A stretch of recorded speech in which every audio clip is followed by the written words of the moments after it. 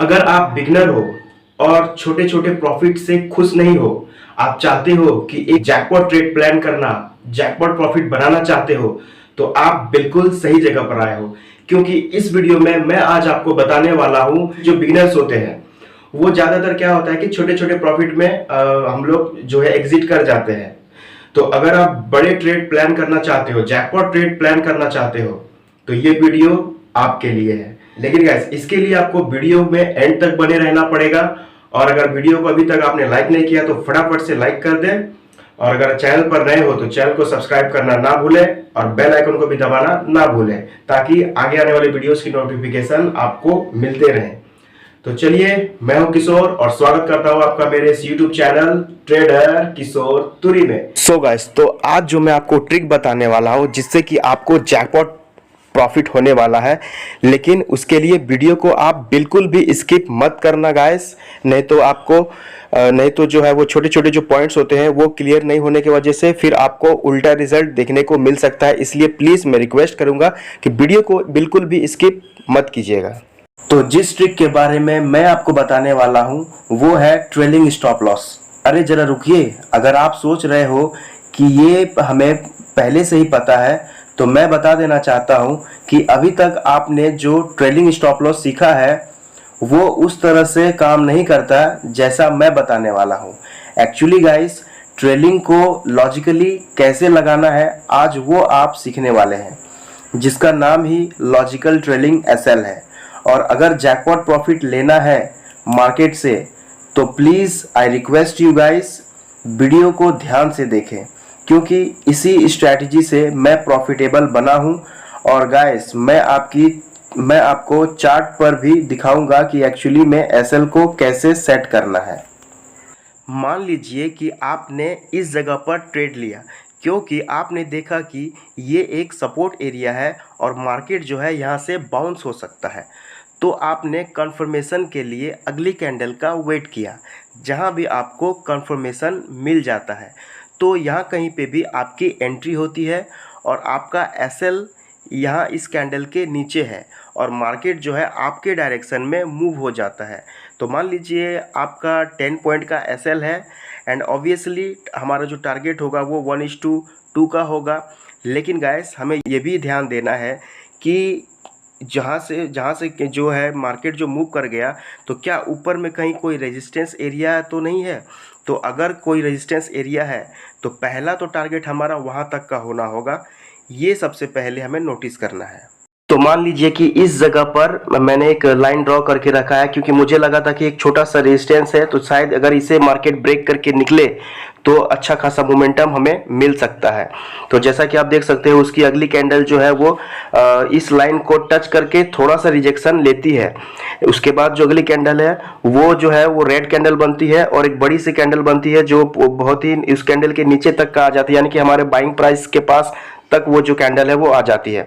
उसके बाद देखिए, इसी जगह से जो मार्केट है वहां से रिवर्स करके और ये जो रेजिस्टेंस लाइन है उसको ब्रेक करके ऊपर चला जाता है।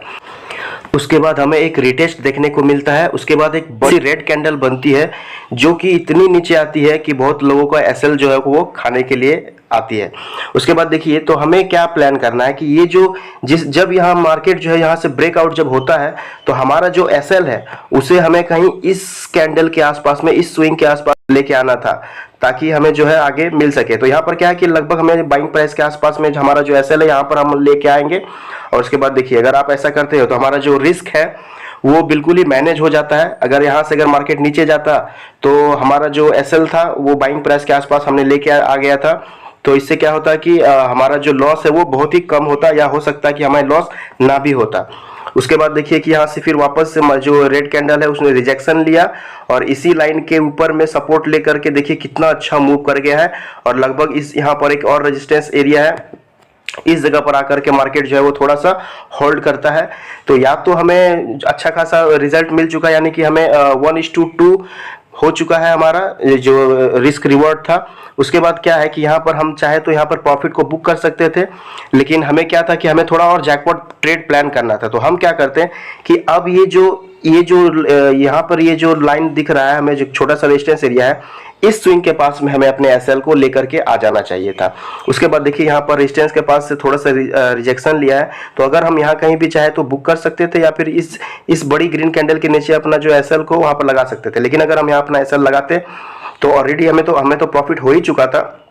लेकिन हम क्या कर रहे थे कि हम थोड़ा बड़े प्रॉफिट की तरफ कर रहे थे, तो इसलिए हमें थोड़ा एसएल को मैनेज करके जाना चाहिए और लॉजिकल एसएल जो है वो लगाना चाहिए। जिस तरह की हमने पहले यहाँ बाइंग एरिया पे हमने अपना एसएल लगाया, उसके बाद जो है फिर हमने जो ये जो लाइन जो ब्रेकआउट करके गया, तो इस लाइन के नीचे हमारा एसएल था।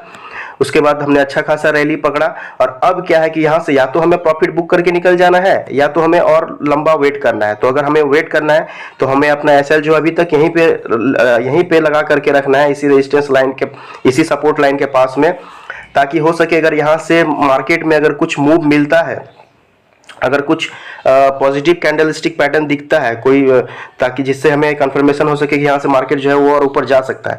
तो गाइस इस जगह पर आप देख सकते हैं मार्केट थोड़ा सा रेजिस्टेंस के पास में थोड़ा सा नीचे आया, और इस जगह पर एक स्विंग बना करके इस जगह पर सपोर्ट लेकर के ऊपर की ओर जाने लगा।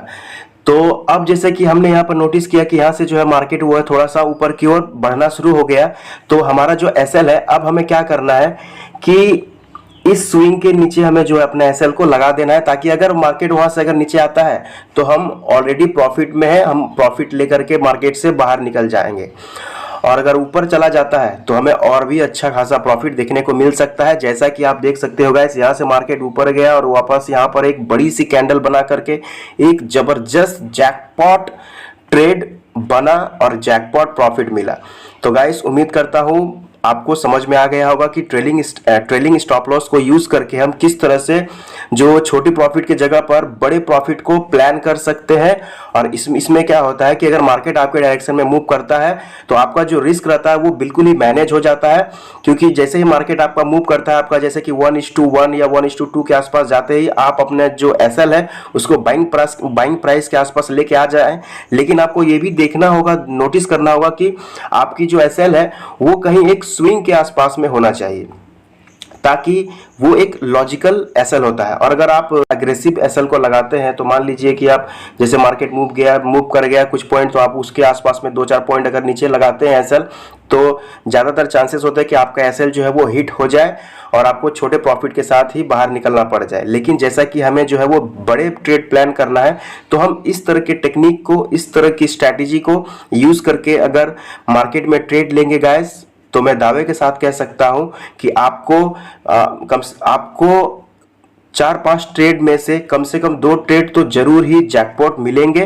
तो उम्मीद करता हूं वीडियो आपको अच्छा लगा होगा। अगर वीडियो आपको अच्छा लगा है तो प्लीज गाइस वीडियो को लाइक कर दें और शेयर करना ना भूलें, ताकि ये वीडियो और भी लोगों तक जाए और जो बिगिनर्स है उन्हें सीखने को मिले और वो भी जैकपॉट ट्रेड प्लान कर पाए। और एक बात गाइस कि अगर एक कमेंट, प्यारा सा कमेंट करके मुझे जरूर बताएं कि अगर आपको समझ में आया तो ठीक है, अगर नहीं समझ में आया तो इसके लिए मैं एक अगली वीडियो बनाऊंगा पूरे डिटेल के साथ। तो मिलता हूं किसी अगली वीडियो में, तब तक के लिए अच्छे से रहें, अपने परिवार का ख्याल रखें। जय हिंद, जय भारत, बाय।